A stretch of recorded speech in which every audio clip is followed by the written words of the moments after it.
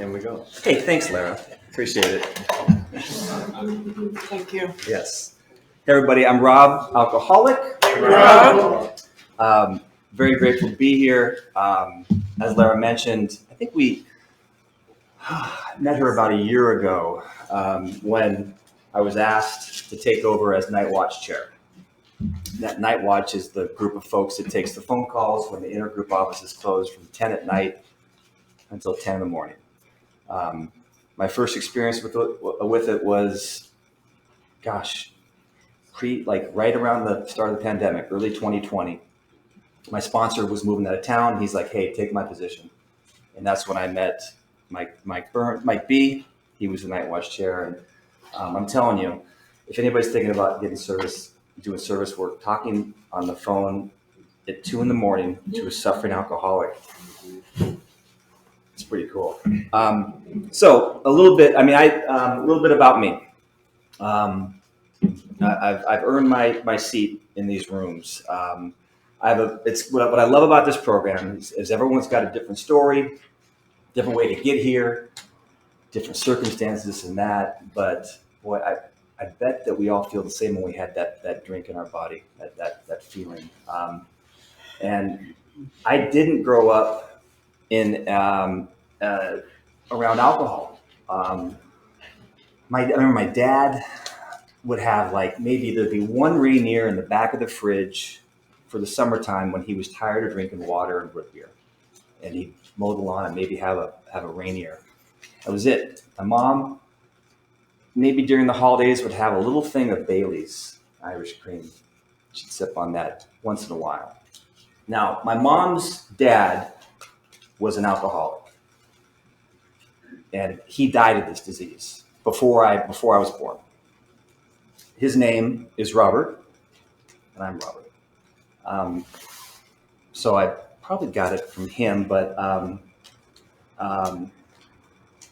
I grew up in a loving home. I was the youngest of four. My siblings used to kid me, but not to the extent of what I heard from Ed. But church-going family. I grew up on Finney Ridge when Finney Ridge was kind of lower middle class. It's different now. I went to a private school from kindergarten through 12th grade up in North Seattle. But I'd have my group of friends on Finney Ridge, and those kids were getting bussed all over town. And I would have probably gotten bussed to Franklin High School if I'd have gone to public schools. But I say all that because booze wasn't really, I drank a couple times. My first experience with drinking was actually with my grandmother at a wedding. And I just it was the glass flutes of champagne. And she said, and I was 12, but she just said, "Oh, just let it trickle down the back of your throat." Now, in my experience, though, it wasn't like one of those where I was like, "Oh, I knew I had arrived." It was just like, no, my grandmother was cool. I had a sip of it. And I was like, "Well, that's really bubbly," and I want to burp. I didn't want any more. I wanted the wedding cake. I'm a sweet tooth. And I drank a couple times in high school. I drank back in the days when California coolers were a thing. Gosh. Went to a couple kegers in high school, but that wasn't. I hung out with kids in high school that were motivated, educated, were going places. I just kind of attached myself to them.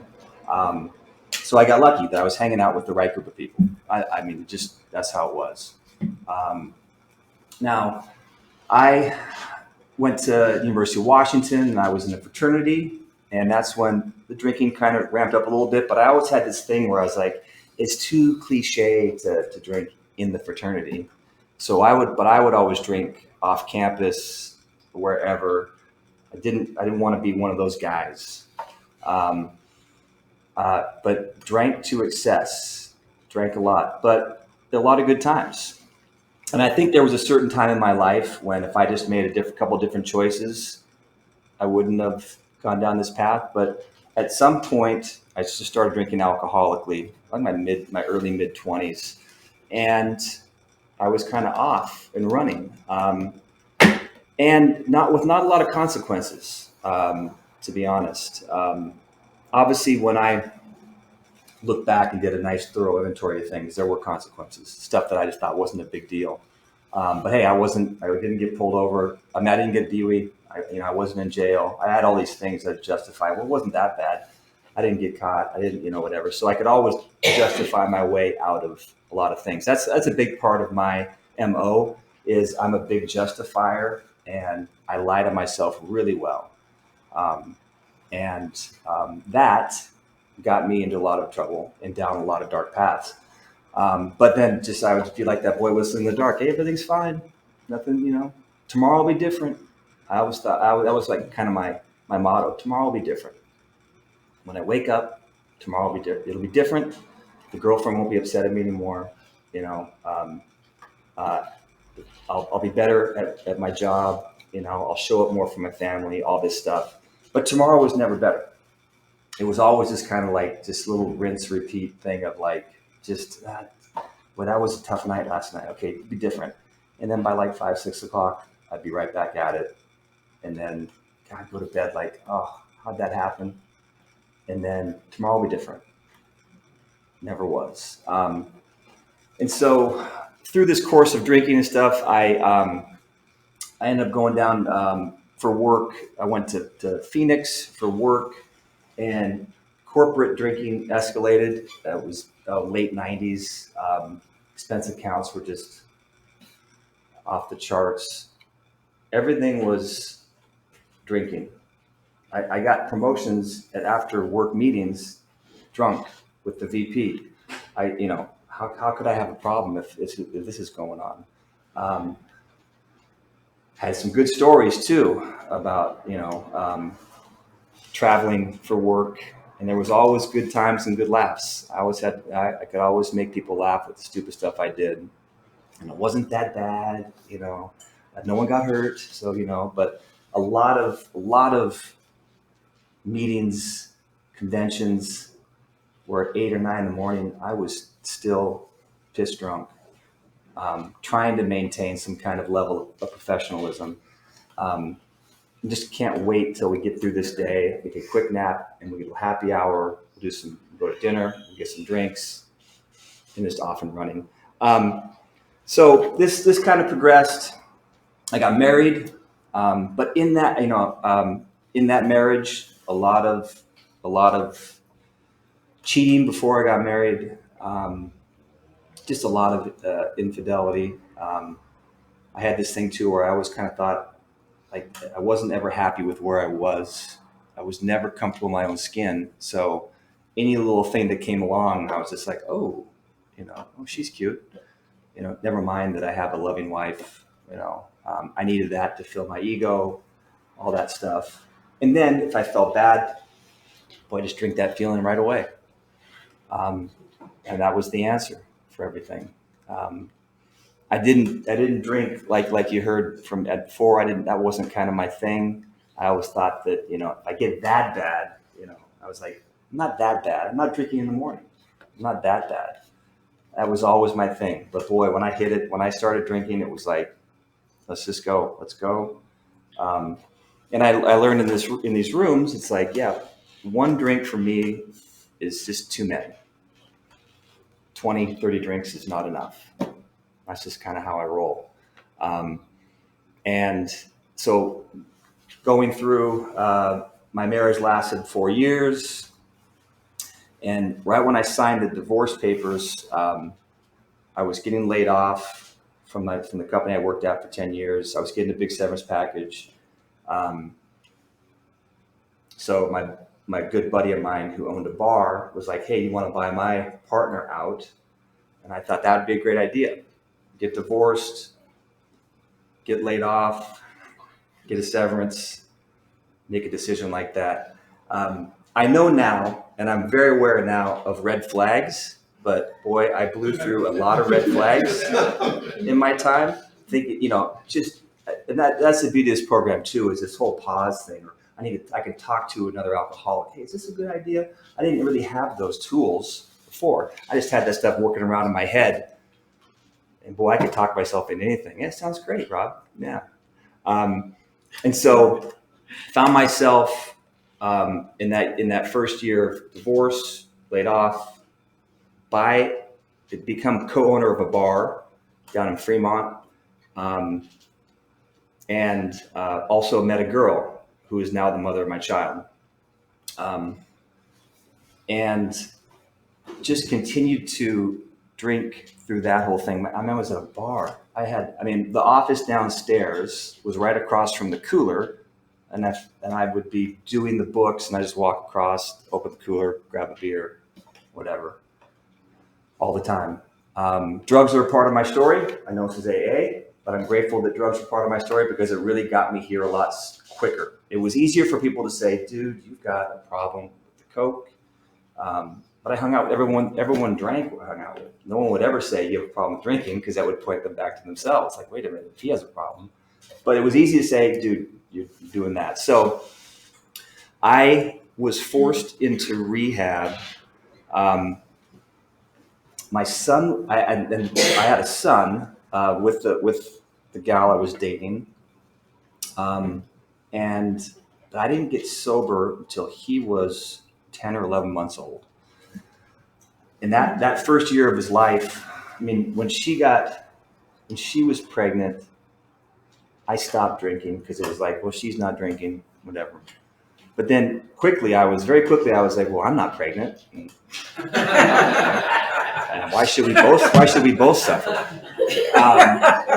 And like I said, that justifying.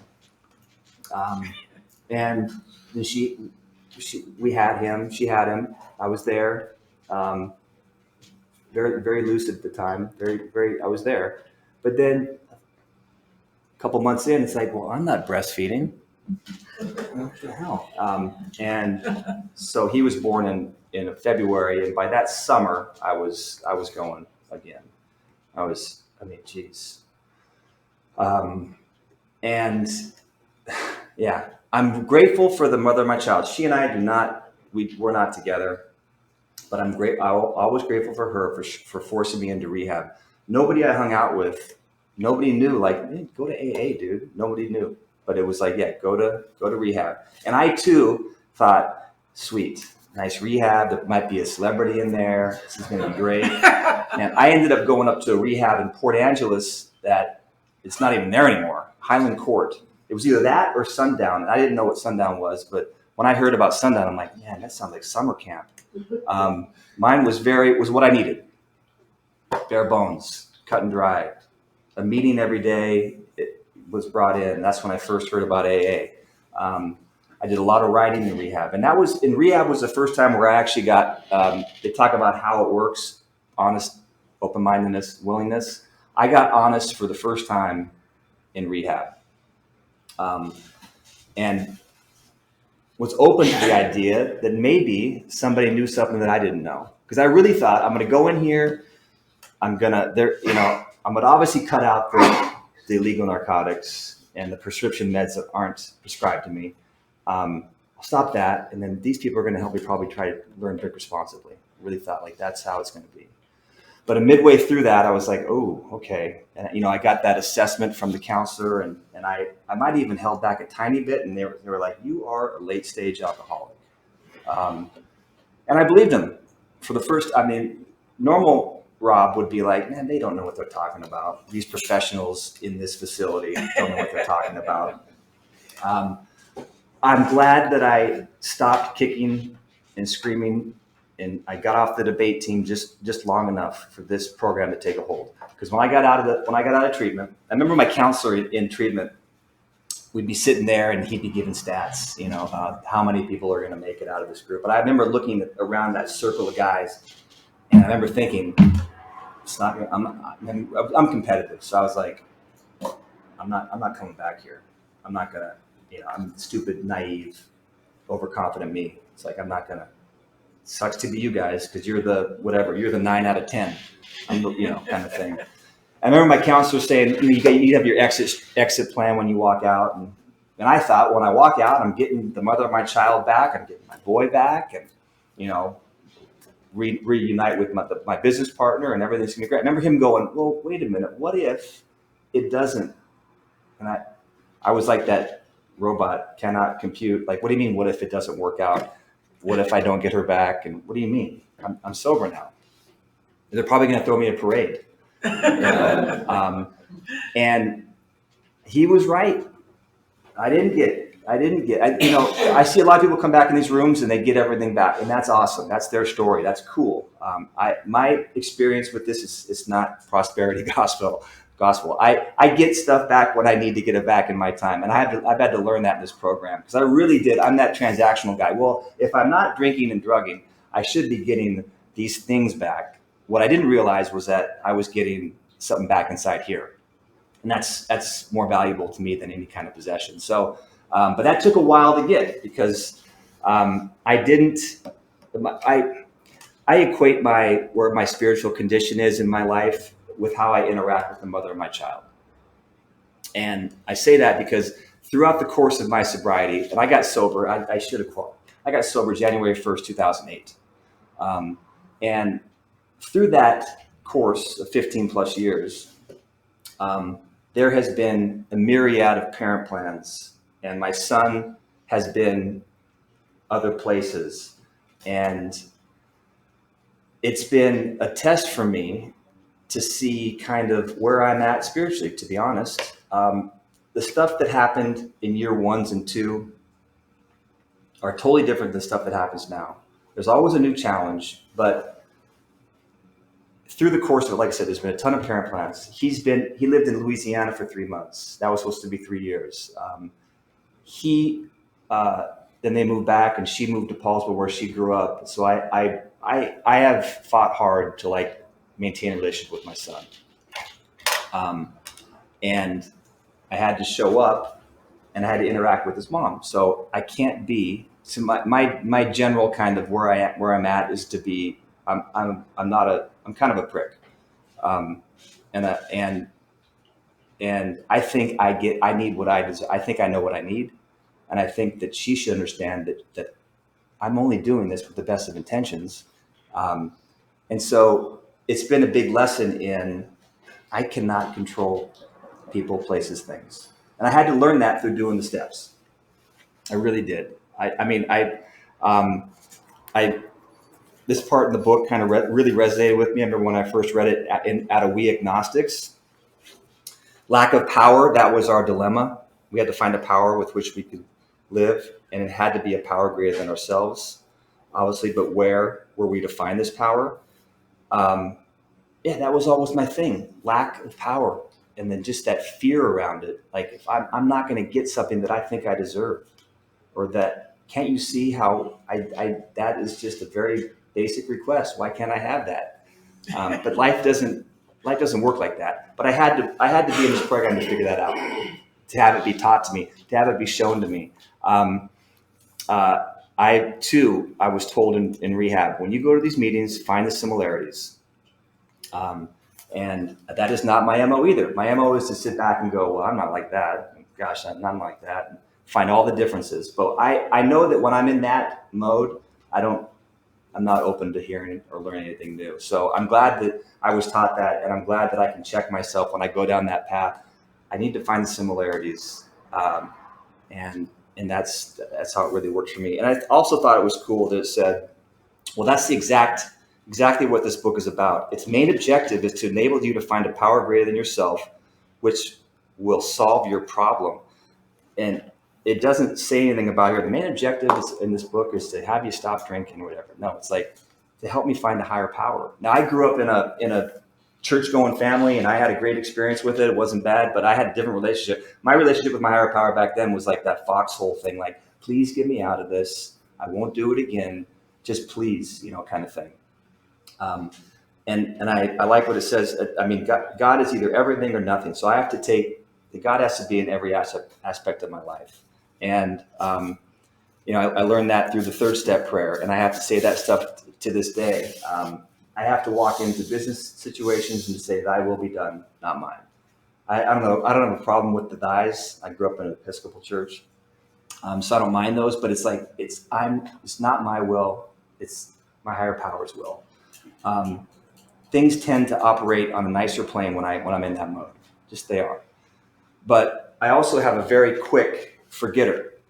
I mean, I can snatch back my will at any time. And so that's why I have to be in this book. I have to be working with the sponsor. I have to be working with sponsees. I have to be doing service work. I have to have a home group. I have to be going to meetings. And things, that whole, yeah. And I'm like Ed too. It's like, man, that my spiritual experiences of the educational variety. It's like when I do the work, and the way I explain my spiritual experience is I handle life differently than I used to. That's it. Life still, and it sounds so trite and dumb, but life happens. Life on life's terms. It sounds silly, but it's like that's not how I rolled before. It was got to be life on Rob's terms. But in that stupid thing where, hey, if I'm sober, everything's going to be great. But that's just not how it works, and I know that now.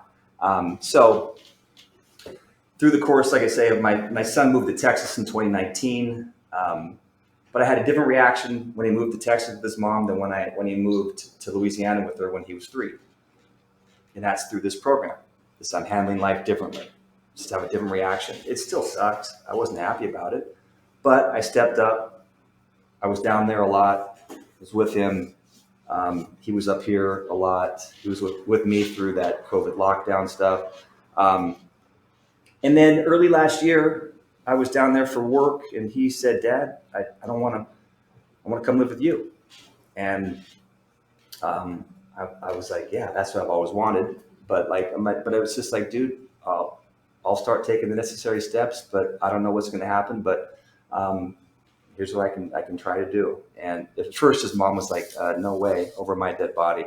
But then, as stuff is in this program, stuff just kind of just sorts its way out. And now he came up to live with me. He came up for summer break last May or June, and he goes to school up here. He's a freshman in high school. That's, like I said, that's not to say that if you do this, you're going to get all the stuff. What I'm trying to kind of explain is like, it's just, I'm available to be an actual responsible human being when I'm not running on my own stuff well. And obviously when I'm not full of booze, that's huge, but also when I'm not full of myself. And that's what this program's taught me.